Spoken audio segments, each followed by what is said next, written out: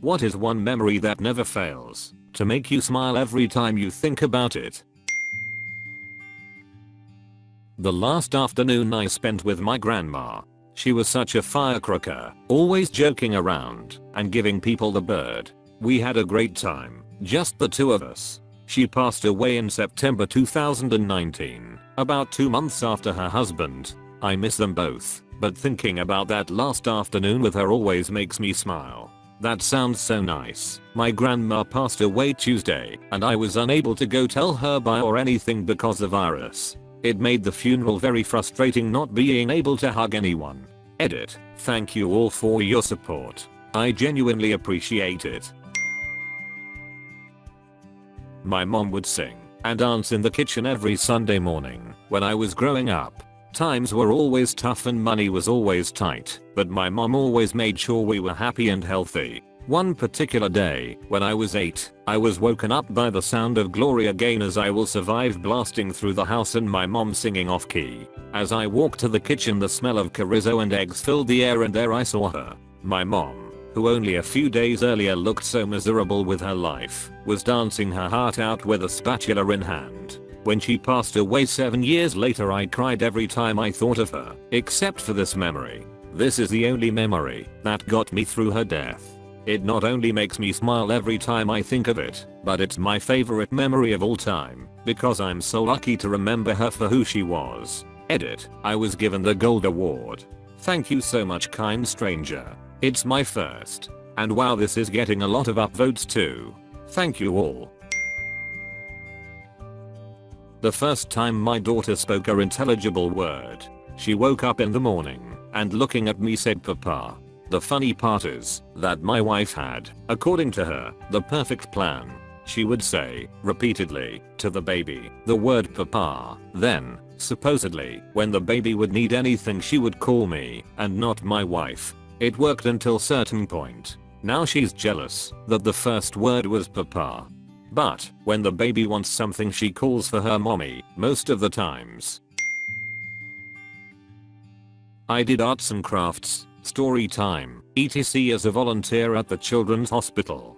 Definitely when my favorite kid found a bone marrow donor. They have a large golden bell at the front of the ward that kids ring when they finish chemotherapy. She hadn't finished yet, but she just went up to the bell and karate chopped it. I drunkenly signed up as a bone marrow donor last night. I secretly really hope it works out and I actually help someone.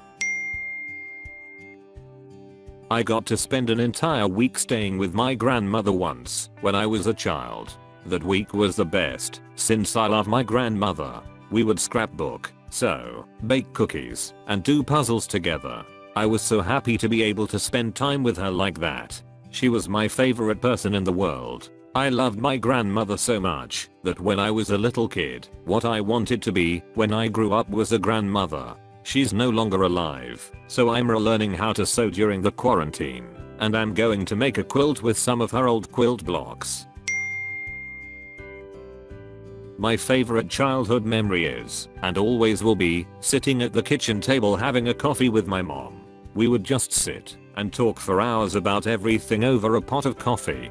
Truthfully, every time I have a coffee I think of those times and smile. That probably contributes to my caffeine addiction. I need a coffee to get through my day has totally different meaning for me. That joyful thought always rights whatever wrong is going on. She lives several states away now and is getting older. I don't know how many coffee talks we have left, but I'll always have the ones we've already had.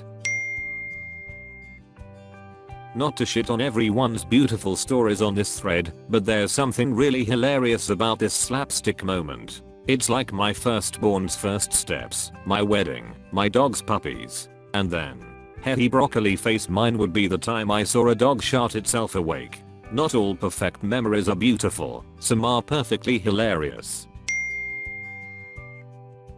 My daughter was born in July. The following fall she often would cry at night. I would wrap her in a blanket and take her for a walk. Moments after we got into the cool fall air, she would fall asleep, but I would make the walk last as long as I could. Now every fall when the first cool evening hits I smile and often take a walk. Edit. She's now 38. My mom found out she had stage 4 lung cancer when I was 2 and passed away when I was 6. When she got diagnosed, she was given 6 months to live, so needless to say, she gave us lots of amazing memories and really lived in the moment. The one story I always tell when talking about my mom was how one day she let me and my older sister stay home, which was a big deal in 1st and 3rd grade already. We went to Bulk Barn and got every item we wanted. When we got home, we snuggled in my parents' bed, spread out what felt like a never-ending amount of bags of chocolate/candy, and watched Disney movies all afternoon.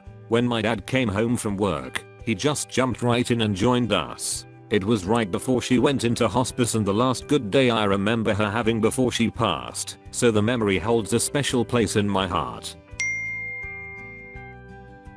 One time my brother said something funny while I was eating cereal, and I had a huge mouthful of unchewed mini wheats and milk and I started to laugh, but then my sister said something funnier, and then I thought of the most epic funny thing to say, but I was trapped in the state of laughter / trying not to spit out or choke on my food, which actually made me laugh even harder because of the situation I was in. Then my brother looks at me like WTF is wrong with you, and I just point at him, and then my sister, and then myself, and it was so stupid, and I just fell to the floor crying with laughter. I can almost see you crying and rolling around still crunching. Made me chuckle, thanks.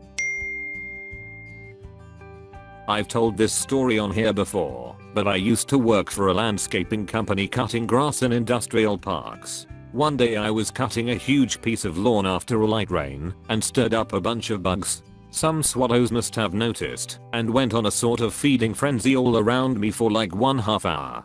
I would be riding along and a bird would swoop what felt like inches from my head and then spiral all around to catch more bugs. After watching them for a minute or so, I knew they wouldn't crash into me, so it was like being given a private air show.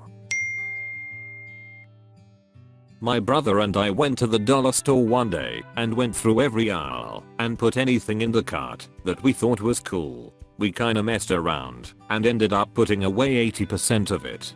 But I don't hang out one-on-one with him much, so it made me happy. Just ask him to go out for some beers or food and tell him you miss hanging around as brothers. Brothers will make an effort to make that happen.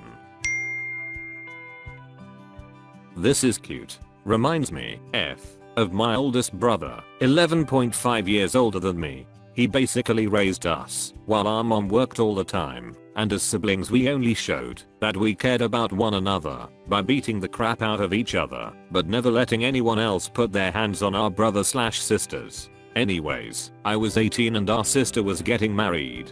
I was sitting at a table with him and pouring us both champagne, just rambling about how I had never tried champagne before and it was freaking delicious. Out of nowhere, he just said, "I love you," yeah, as if he was telling me, but also asking if I knew it.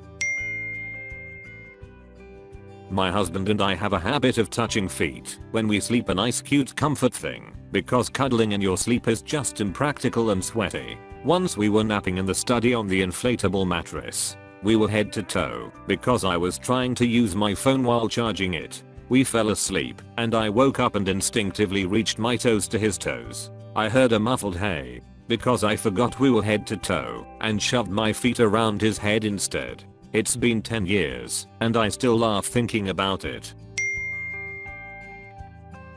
I worked as a homeless street outreach worker for a couple years. My coworker and I saw a guy standing near a river. We felt something wasn't right and parked. My coworker and I convinced the person that killing themselves isn't worth it. A few weeks later that person confronted my coworker and thanked him for being there that night. That person had found an apartment and felt that their life was finally gotten on track. A man called Marcus saved my boyfriend while I was on the phone trying to talk him down from a bridge. At that time my boyfriend and I were doing long distance. He was on a work trip in a different town to where he lives. It was 4 AM and he was so drunk he didn't know where he was except for high up on a bridge over water. I hope you know the lives you impact. Don't just stop at the people you had face-to-face experiences with. I don't think I'll ever meet Marcus, but I'll never ever forget him. Pretty sure it was a dream or something I imagined. I remember walking down a dirt road with heavy swamp vegetation. Reeds mostly, growing on both sides and dense tree branches hanging over the road around 10 am in the end of June with patches of sunshine barely making it to the dirt below. I was a kid and was walking with a friend. It's where I go when I need to calm down, if I remember it. For some reason, this one made me feel the most content. I love those abstract barely real memories. There's a few, but one is super heartwarming to me. For context, my grandparents were always super religious and fairly old-fashioned, but they were cool with it. If they saw something they didn't like, you know what they'd do? They'd give you a smile, tell you to have a good life, in a sweet way, and go on their way. One day, as most little kids do, I drew a picture. It was of an alien on Earth saying "Wowee, I'm on Earth." I gave it to my grandpa. Instead of throwing it away and lecturing me about the Bible like most people I knew would, he hung it up on the wall next to his side of the bed. It was still there, around 10 years later, when he died. It was still there, around 4 to 5 years after his death, when grandma died. My stupid little drawing, drawn by a little kid, and given to a person who cold thrown it away, was put in a place of honor for the majority of the time I knew my grandparents. I'm crying right now. I'm gonna have to go up there and see if it's still there and ask if I can have it. Mine would be when I first started talking to my so. I had been asking co-workers about her for some time, and then I found out that she was asking about me as well. We would talk here and there, but I never had the guts to ask her on a date. When I finally built up the courage to ask her out on a date, she was saying yes before I even asked. We were laughing like schoolgirls because I literally only asked if I could ask her something.